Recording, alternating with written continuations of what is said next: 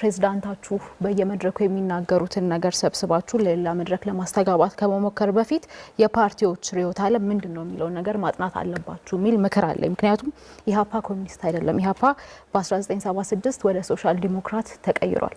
እሱም ብታነቡ ጥሩ ነው።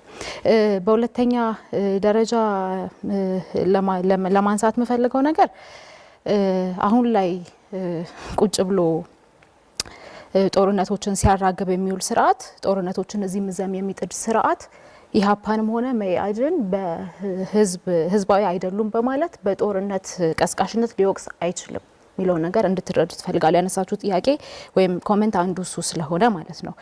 በኢዜማ በኩል ለተነሳው ነገር ሳወራ አሁንም ቢሆን ኢህአፓም አጠቃላይ ትብብሩም መኢአድም ኮሚኒስት አይደለም፣ ሶሻል ዲሞክራት ነው። እናንተም እሱን ሪፈር ለማድረግ ተከራካሪዎቻችን ማን ናቸው የሚለውን ነገር ቀድማችሁ አይታችሁ አንባችሁ ብትመጡ ደስ ይለኛል። ከገበያ መር ኢኮኖሚ ጋር በተያያዘ መንግስት የመቆጣጠር ኃላፊነቱን እንደሚወስድ በግልጽ ያስቀምጥነውና ቅድምም የመለስንበት ነገር ነውና የተጣረሰባችሁ በየት በኩል እንደሆነ አልገባኝም። እሱን ክሊር ማድረግ ወይ ይኖርባችኋል አሊያም እናንተ ራሳችሁ በትክክል የተናገርነውን አልተረዳችሁትም የሚል ኢምፕሊኬሽን አለው። በዋናነት ግን አሁን ስላለው ጉዳይ ነው ማውራት ያለብን ብለን እናምናለን። አሁን ያለው ሁኔታ ኢህአፓ ጦርነት ቀስቃሽ አይደለም፣ መኢአድ ጦርነት ቀስቃሽ አይደለም። በየትኛው መለኪያ ህዝብ ዳቦ መግዛት ባልቻለበት ኢኮኖሚው እያሽቆለቆለ ባለበት ሁኔታ ሀገርን በብድር ስም ለውጪ በሸጣችሁበት ሁኔታ እናንተ ምረጡን ብላችሁ የመውጣት ሞራሉን ራሱ ከየት እንዳገኛችሁ ታናቅምና አሁን ስላለው ነገር እናውራ። አሁን ያለውን ነገር ማውራት እንደማትወዱ እናውቃለን። ሁኔታ መደመር ብላችኋል። መደመር መጽሐፉን አንብበናል። መደመር ማለት ከምዕራፍ ወደ ምዕራፍ ሲሸጋገር የተጣረሱ ሀሳቦች የሚያቀርብ መጽሐፍ ነው። ሲጀምር የኢትዮጵያ ህዝብ የላብራቶሪ አይጣችሁ ነው ወይ? ኢትዮጵያስ የእናንተ ቤተ ሙከራ ናት ወይ የሚለውን እንድትመልሱልን እንፈልጋለን። ሀገረ መንግስት ጋርም ሀገረ መንግስት ምን እንደሆነ የምታውቁ አይመስለንም በተግባራችሁ ተደጋጋሚ ስላረጋገጫችሁት።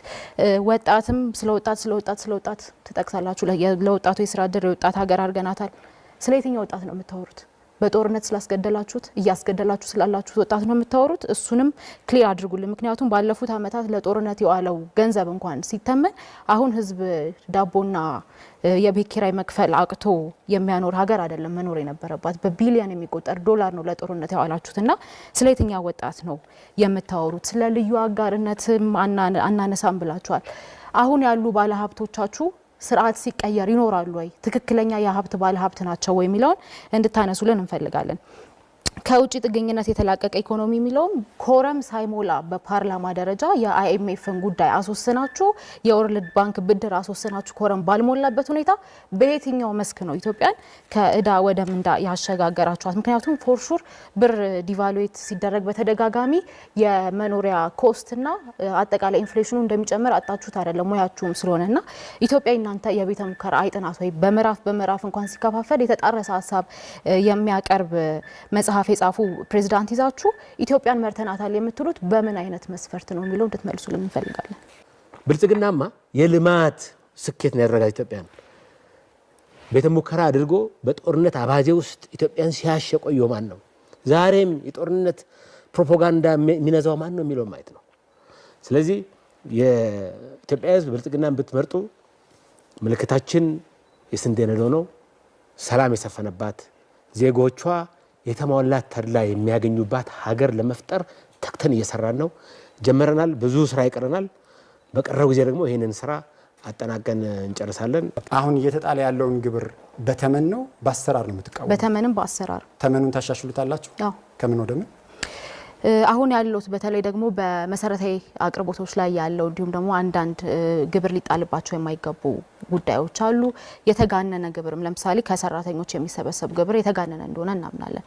ከሲቪል ሰርቫንቱ ሙሉ በሙሉ ወይም ደግሞ ግብር የመሰብሰብ ፍላጎት አይኖረንም። ያም እንኳን ማሳካት ባንችል በጣም ዝቅተኛ ግብር ነው ምንጥለው። ስለዚህ በተመንም በአሰራርም በኩል አሁን ያለውን ሁኔታ አንከተልም። ግብር የምትቀንሱ ከሆነ የሀገር ውስጥ ገቢ ይቀንሳል። የሀገር ውስጥ ገቢ የሚቀንስ ከሆነ የልማት ጥያቄዎችን፣ የካፒታል በጀት፣ የክልሎች ድጎማ በጀትን፣ የዘላቂ ልማት ማስፈጸሚያ ግቦች ከየት ልታገኙ ነው? ግብር ስትቀንሱ ገቢያችሁ ይቀንሳል። የሀገር ውስጥ ገቢ የሚገኘው ከግብር ብቻ አይደለም።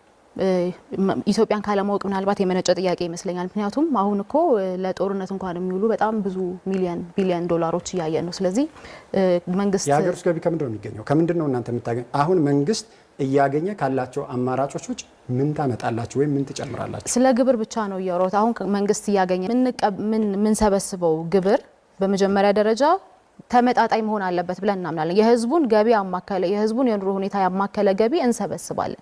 ከፍተኛ ግብር ማለት ግን ከህዝቡ አቅም በላይ ነው የሚሆነው። ስለዚህ እንደ ትብብር በማኒፌስቶችን ላይ ያስቀምጥ ነው ከህብረተሰቡ ተመጣጣኝ የሆነ ግብርን በመሰብሰብ መልሰን ደግሞ ያ ግብር አሁን እንደሚባለው ለመንግስት አገልግሎት ብቻ ሳይሆን ለህዝብ ተጠቃሚነት እንዲተላለፍ እና በትክክል ለታለመለት ዓላማና መዋል ላለበት ዓላማ እንዲውል እናደርጋለን ያለው ማንፌስቷቸው ዛሬ ላይ በሚሊዮን የሚቆጠሩ ኢትዮጵያውያን በምግብ ዋጋ መጨመር፣ በገቢ መቀነስና ስለ ነገ እርግጠኛ ባለመሆን እየተኙ ይነቃሉ። የዋጋ ግሽበት በድሆች ላይ ዝምተኛ ግብር ሆኗል። ብር ማሽቆልቆሉን ቀጥሏል። የወጣቶች ስራ አጥነት እየጨመረ ነው። ገበሬዎች ከማዳበሪያ ወጪዎች ጋር ይታገላሉ። ማዳበሪያ መግዛት የሚችሉትም በሰላም እጦት ምክንያት መንገዶች በመዘጋታቸው ከእርሻ ውጭ ሆነዋል። ትናንሽ ንግዶች የኮሪደር ልማት በሚል ኮስሜቲክ ፕሮጀክት እየታፈኑና እየፈረሱ ነው። ይሄ ብልጽግና ሊሆን አይችልም። ፓርቲው የብልጽግና ፓርቲ ኢኮኖሚው እያደገ መሆኑን ይነግረናል። ኢኮኖሚው ለማን ያደገው የሚለውን ጥያቄ ሁላችንም መጠየቅ አለብን። ለባለስልጣናቱና ልጆቻቸው ወይስ እለት ተዕለት ለምንኖር ኢትዮጵያውያንና በልተን ማደር ላልቻለን ዜጎች? ስራ የማይፈጥር እድገት እውነተኛ እድገት ነው ብለን አናምንም። የዜጎችን ሁኔታ ሳያገናዝብ ዋጋ የሚጨምር ተሃድሶ ኃላፊነት የሚሰማው ተሃድሶ ወይም ሪፎርም ነው ብለንም አናምንም። ምርታማነት ሳይኖር መበደር ልማት አይደለም፣ ቀውስን ለሌላ ጊዜ ማስተላለፍ ነው። በዚህ መንግስት ስር የዋጋ ግሽበት የግዢ ኃይልን አሽቆልቁሏል። የህዝብ ዕዳ ጨምሯል። የምንዛሬ ዋጋ መቀነስ ከውጭ የሚገቡ ምርቶችን የበለጠ ውድ አድርጓቸዋል። የኢኮኖሚ ኃይል በፖለቲካዊ ግንኙነቶች ተሰናስሎ ቀጥሏል። ኢትዮጵያ የኮስሜቲክ ወይም የውበት ማሻሻያ አይደለም የሚያስፈልጋት። ኢትዮጵያ የሚያስፈልጋት መዋቅራዊ ለውጥ ነው። ይህንን ደግሞ ላለፉት ዓመታት እድል ተሰጥቶት የነበረው ብልጽግና ፌል እንዳደረገበትና ሊሰራው እንደማይችል በተደጋጋሚ ያሳየን ጉዳይ ነው። ስለዚህም ትብብር ለኢትዮጵያ አንድነት ያመጣው አማራጭ ሀሳብ በግብርና ዘመናዊነትና በኢንዱስትሪ ልማት ላይ የተመሰረተ ምርታማ ኢኮኖሚ፣ ለአነስተኛና መካከለኛ ኢንተርፕራይዞች እውነተኛ ድጋፍ መስጠት፣ ጥብቅ ያለ የፊስካል ዲስፕሊንና የጸረ ሙስና ማስፈጸሚያ ሁኔታዎች፣ ፍትሐዊ ውድድር እንጂ ጥቅመኛ ካፒታሊዝምን አለማስፋፋት፣ ሰራተኞችን፣ ገበሬዎችንና ወጣቶችን የሚጠብቅ የኢኮኖሚ ማሻሻያ ማድረግ እንደሆነ እናምናለን።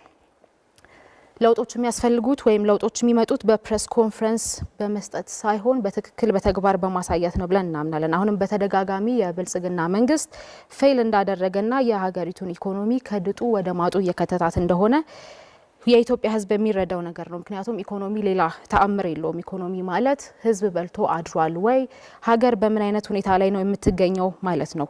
ቅድም እንደጠቀስኩት ውበት እኛን ወይም ደግሞ ሕዝብ ሊሸውዱ አይችሉም። የየዕለት እውነታችን በልቶ ማደር አለመቻል፣ ኪራይ አለመክፈል እንደሆነ የምንገነዘብን ነው የምናውቀው ሁኔታ ነው። ሕዝባችን ጠንካራ እንደሆነ እናምናለን። ወጣቶቻችንም በጣም ብቁ ናቸው። ገበሬዎቻችን በየትም አይነት መልኩ ታይቶ በማይታወቅ ሁኔታ ታታሪዎች እንደሆኑ እናምናለን። የሚያስፈልገው ምርታማነትን፣ ፍትሐዊነትንና መረጋጋትን ቅድሚያ የሚሰጥ አመራር ነው። ለዚህ ደግሞ ትብብር ለኢትዮጵያ አንድነት በተግባር አይነተኛ አማራጭ መሆኑን አሳይቷል። ምክንያቱም ከዚህ በፊት በተደጋጋሚ ከህዝብ ጎን መቆማችንን የትብብሩ አባል ፓርቲዎች ኢህአፓ፣ መኢአድና ሌሎች ፓርቲዎች በተደጋጋሚ በመግለጫ በተግባርም ስናሳይ የቆየነው ሁኔታ ነው። ኢትዮጵያ የሚያስፈልጋት ለብዙዎች የሚሰራ ኢኮኖሚ እንጂ ለጥቂቶች የሚሰራ ብልጽግና አይደለም። አመሰግናለሁ። የትብብር ለኢትዮጵያ አንድነት የምርጫ መወዳደሪያ ምልክት አውራ ጣት ነው። አውራ ጣት መተባበርን፣ አይዞህ ባይነትንና የማሸነፍ ምልክት እንደሆነ እንረዳለን። በኢትዮጵያዊ አብሮነት አብሮ ለመቀጠል ትብብር ለኢትዮጵያ አንድነትን ይምረጡ እንላለን። እናመሰግናለን። ክቡራን ተከራካሪ